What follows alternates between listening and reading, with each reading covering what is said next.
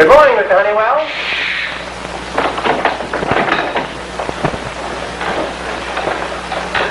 Mr. Honeywell. Mr. Honeywell, it looks like you've developed a slow leak. The walls have ears. All right. Is that daughter of yours in the building? I think she's at home. Well, there's no use taking any chances.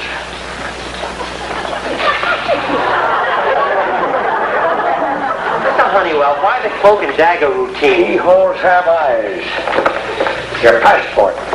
Airline reservation.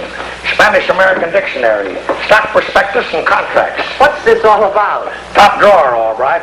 In a few days, you're going to board a plane and fly to Rio de Janeiro. Is that all? It sounds like child's play. I agree. There you'll contact Alfredo Ferduccio, president of the Banana Growers Association, and convince him that we're the firm to handle his business in the States. That's child's play. I agree. Mr. Honeywell, if you agree that that's child's play, why do you lock the door, disconnect the talk box, and stuff the keyhole? What are you afraid of? Child's play. You're a child. Margie, if she gets wind of this trip to South America, she'll want to go along. Mr. Honeywell, you're absolutely right. This is one time I'm going to make a business trip alone. Margie is not coming with me. That's the way I like to hear you talk, all right. Margie's very clever. Not a word of this must leak out. Now get that stuff off your desk. Yes, sir. And remember, all right, this is top drawer.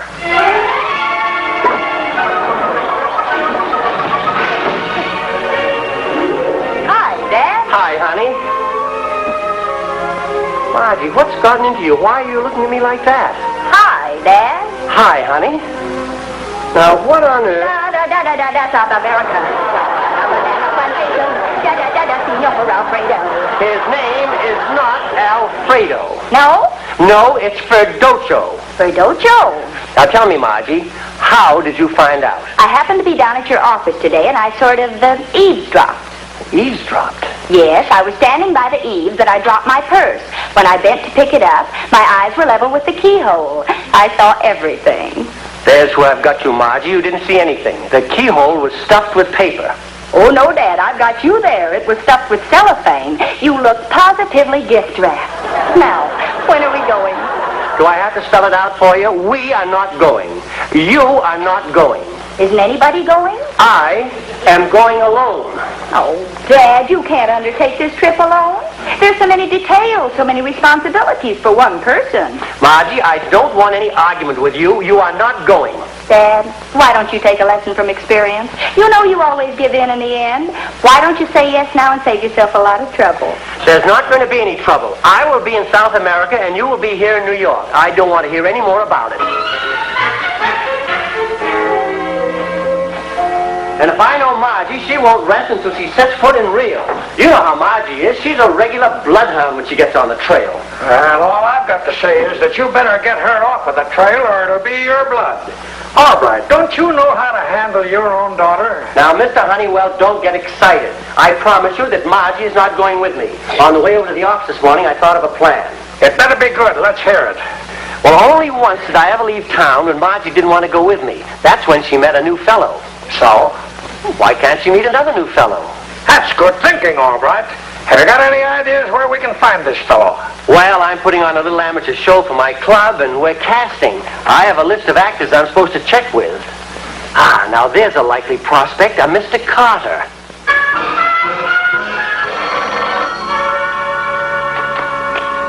Hello? Mr. Carter, I'm the man who sent you a note about the amateur show. I've got a special job for you. Are you available? Yes, sir. Ready, willing, and available. I'll be expecting you in half an hour. Thanks a lot. Margie, are you sure your father won't take you to South America? Mrs. Odette's exact words were, Margie, you can't go. Now, never, ever, definitely, positively, absolutely no. I just hate a man who beats around the bush. Mrs. Odette, I'd even stow away on a banana boat. Oh, no, child. I knew a man who stowed away on a banana boat to get to South America, and it was awful. It was? Yes. Before they even got to Rio, he slipped off the banana boat 9 times. If you really want to go, you've got to let your father know who's boss. Once before, Dad tried to take a trip alone, until I tricked him into thinking I'd become romantically involved. Then he practically shoved me on the airplane with him. Yeah, I remember that little scheme of yours. Bleached your father's hair 3 shades whiter. That gag would work again.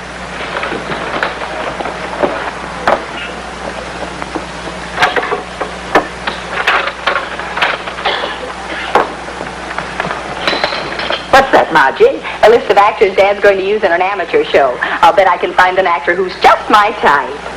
No, he's too old. This one's a juggler. Ah, here's one, a leading man. He should fit the bill. I knew you weren't a quitter, Margie.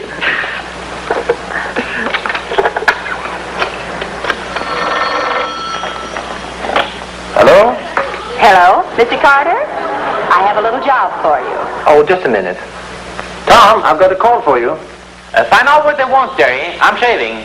Hello? What can I do for you, miss? I want to pull a little gag on my father, and I need an actor to help me out. Can you come over? What's your address?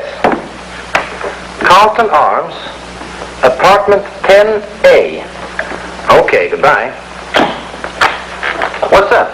Oh, some girl has a job for you. She wants to see you right away. Oh, fine. Now, for weeks I sit around waiting for a job. Now I have 2 of them. You'll have to help me out. Well, what do you want me to do? Well, you'll have to take this new job. But, Tom, you know how I am around girls. I get flustered. Girls scare me. Oh, Jerry, stop being small town. Now I'm putting you up here. The least you could do is help me out. Well, all right. Hey, wait, Jerry. Since we're living together again, people are going to have trouble telling us apart. You better wear a handkerchief in your breast pocket. I'll wear nothing, like we did back home. All right. That's the idea. Good luck. Won't you sit here, Mr. Carter? Thank you. Now, Miss Albright, what is this job you have for me? I want you to make love to me. Would you please say that again? I said I want you to make love to me. Goodbye. It's Mr. Carter. You're perspiring. Your face is all red and your eye is twitching. Well, it always does that when I get nervous. Well, can I get you something? Yeah, my hat. I'm leaving. Mr. Carter, you don't understand. It's just a little trick I'm playing on my father. Oh. Now, please, sit down. I want my father to think that you and I are serious about each other. Now, if Dad catches us together with your arms around me, holding me close and kissing me, that ought to do the trick. Well, what do you say? Goodbye. Mr. Carter, what are you afraid of? You? Me? Well, what I mean is girls. When a girl gets close to me, my heart pounds, my head buzzes, my ears ring. Oh, what do you know? A gigolo with a built-in fire alarm. You'll be perfect. Will you take the job? Well, Miss Albright. Thank you, Mr. Carter. Now, I'll expect you tonight around 8 o'clock. And remember, you've got to be a wolf. I'll try.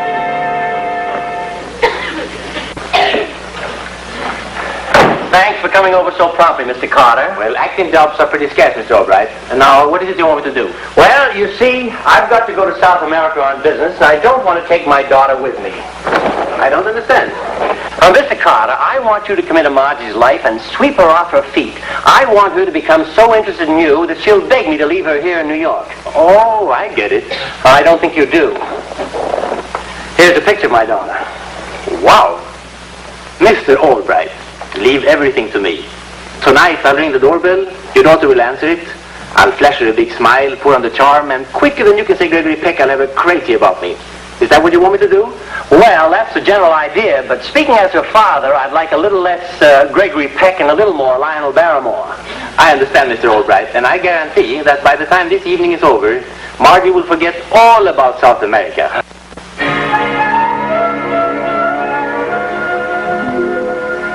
Margie, you were very quiet during dinner tonight. Are you angry with me because I can't take you along on my trip? Of course not, Dad. If I can't go, I can't go. Don't worry, I'll find something to interest me. I know you will, baby. I'll get it.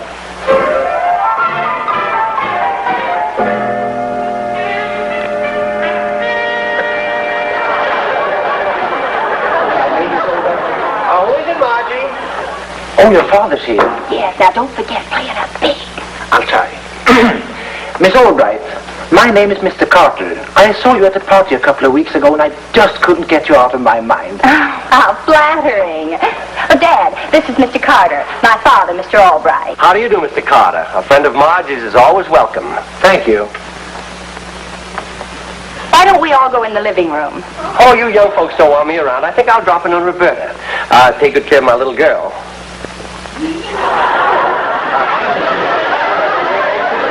Good night, Mr. Carter. So glad you dropped in.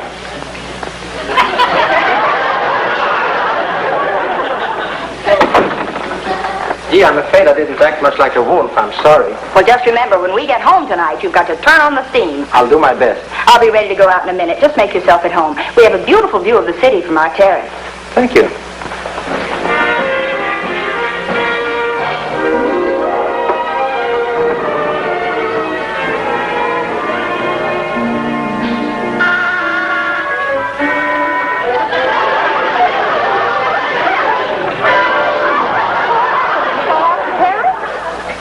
Wow!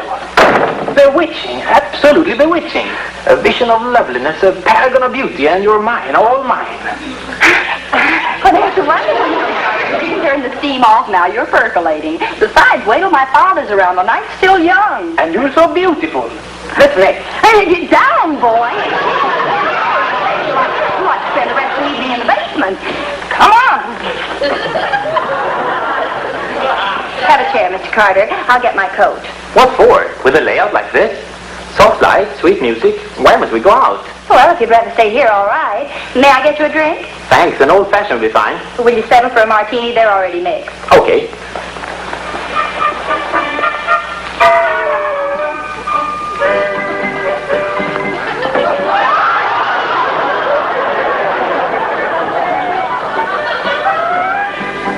Here's your martini, Mr. Carter. Martini, I thought we were going out. But you just said...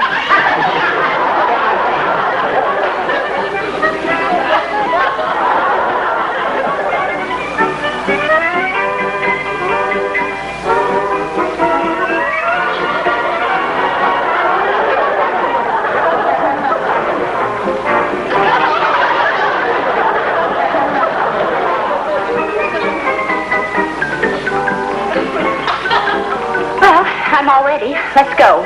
What's with the coat? I thought you were getting me a martini. Okay.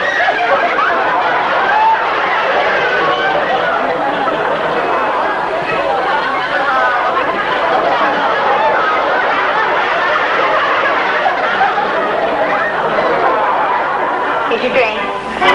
I don't want a drink, Miss Albright. What? I want to go out. You mean you want to go out and have a drink? I just want to go out. But I thought you wanted to do something about the soft light. Miss Albright. Okay, let's go. The fresh air will do us both good. Oh, my purse. I left it in the kitchen. I'll be right back.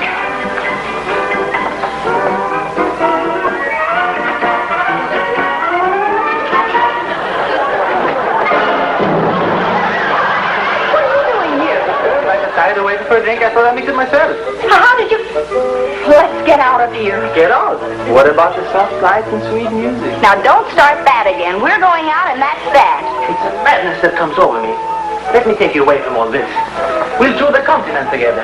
We'll ride down the Nile on a barge. I can't keep away from you. You're irresistible. You flaxen-haired maiden, you. That's enough practicing, Mr. Carter.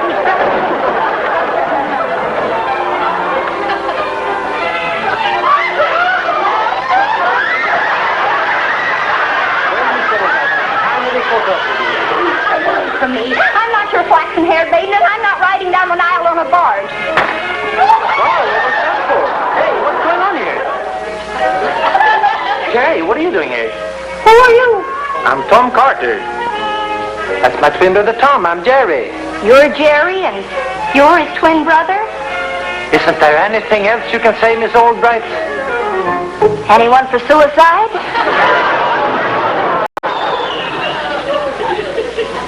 Boy, I can't wait to see Dad's face when he finds out you two are twins. Hey, suppose Dad didn't find out. Miss Albright, what are you thinking? Suppose everywhere Dad went, he saw a Carter. He'd think he was seeing double. He'd get confused. Why, he'd be in such a nervous state, he'd beg me to go along to South America just to take care of him. I'm afraid I can't help you, Miss Albright. I can't forget my duties to your father for one moment. How much is Dad paying you? I'm sorry. I can't forget my duties to your father for one moment. Now, whatever he's paying you, I'll double it. Well, for one moment, I guess it won't hurt. Then it's the deal. Connie, I didn't get a chance to talk to you at breakfast about your date last night. Oh, Dad, I had a wonderful time. Mr. Carter is just my type. I'm seeing him tonight, tomorrow night, and we have 3 dates next week. Then you might say that there's only one Mr. Carter? You might say that, Dad. As a matter of fact, I expect to have many more good times with Mr. Carter. Oh, I'm glad to hear that. Then you won't mind my going to South America alone. Well, if that's the way you want it. But are you sure you can get along without me? You've been so nervous lately. Honey, I thought we'd drop that discussion. Well, Dad, I've been thinking. It's a long trip, and have you noticed the way you've looked lately? Your eyes are sunken, your cheeks are hollow. Nonsense. I've never felt better in my life. You may think you feel fine, but a man who works as hard as you do can snap like that. Margie, I'm capable of taking care of myself. Okay, Dad. Do we still have our luncheon date? Oh, don't we always have luncheon on Saturday? Where would you like to eat? Dad, I've heard of a terrific place, the Little Gypsy Restaurant. They've got fortune tellers, gypsy fiddlers, the works. Oh, that should be a new experience. I can guarantee you that.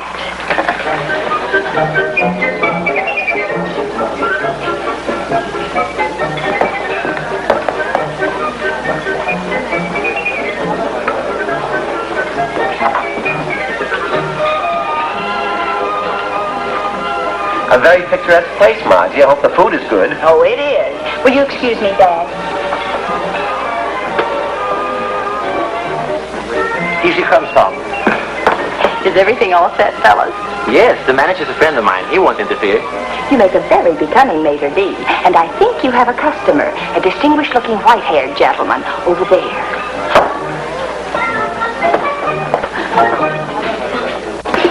Menu, sir? Don't I know you? I beg your pardon? Oh, I'm sorry, but you look like somebody I know. Sir, I'm the Maître D. I'll send the busboy over. You're on.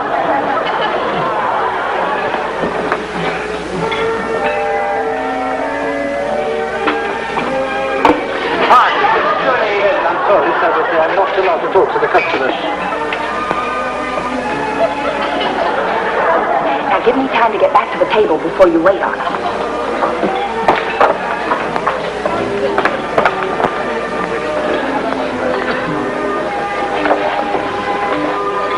What's the matter, Dad? Nothing.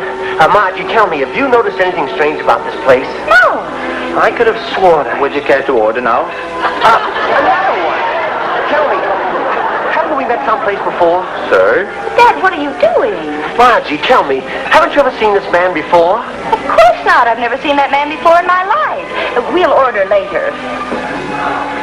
Margie, do I look all right? Is something wrong, Dad? No.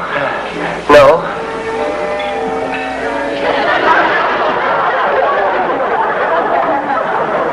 Yes?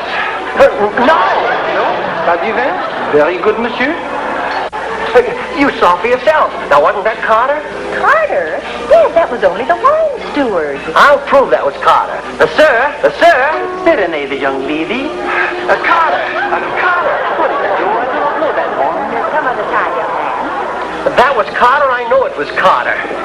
Dad, you're creating a scene. Cigarette, sir.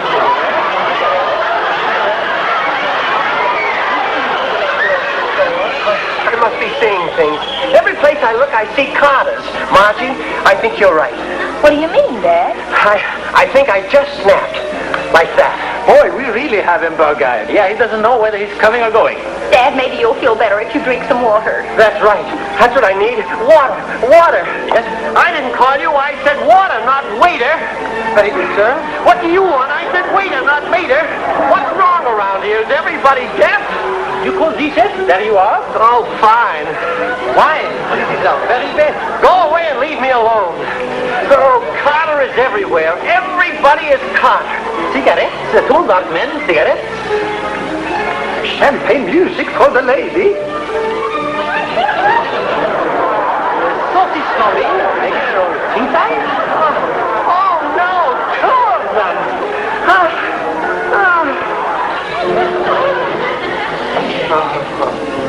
Oh, Carter, everywhere I look is Carter.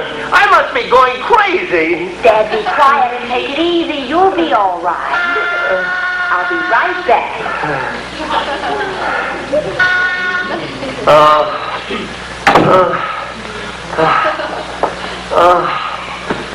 Everything's going to be all right, Dad. The doctor's here. Oh, if you'll only help me get rid of Carter. Here's the doctor. Doctor,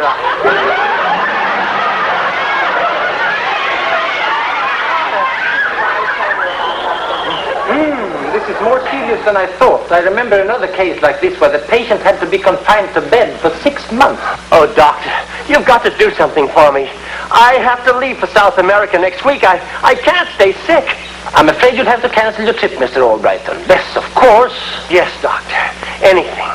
Anything. Unless you can find somebody who would be willing to take the trip with you and nurse you back to health. Oh, Margie, you don't want to see your old pappy lose this deal. Please come with me to South America. Well, I don't know, Dad. Now that I've met Mr. Carter. Oh, Margie, you can't let me down. Please come with me. All right, Dad. I guess blood is thicker than Carter. Different water. Miss Albright, I think your father's had enough excitement. If you'll walk with me to the door, I'll describe the nature of his malady. Certainly, Doctor. Doctor, I'm strong. You can talk in front of me. I'm sorry.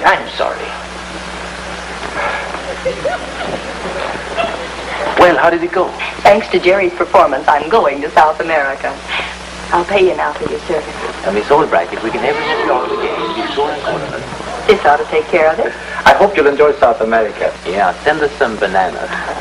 Twins.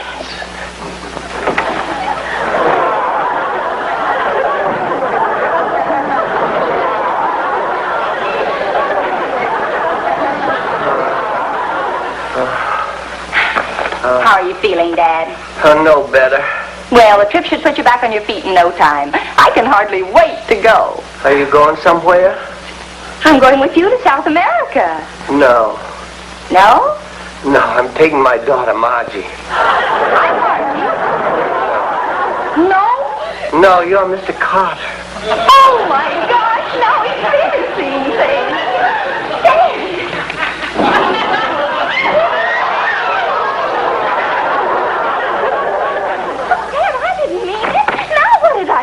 I've had all I can take from you, and I'm going to get rid of you once and for all, Mr. Carter. Oh, Dad, I'm Margie. I'm not Mr. Carter. The day of reckoning has come. On your feet, man. Oh, Dad, please listen. It's too late to beg for mercy.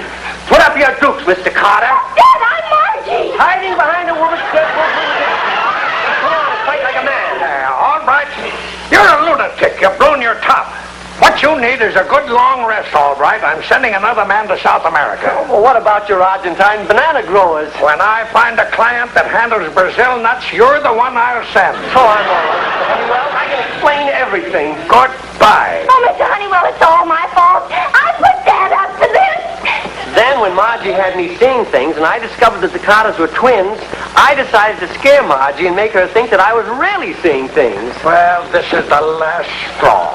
This is the 43rd time this year you two have ganged up on me like this. Oh, but Mr. Honeywell... I need to get away from both of you before I have a breakdown.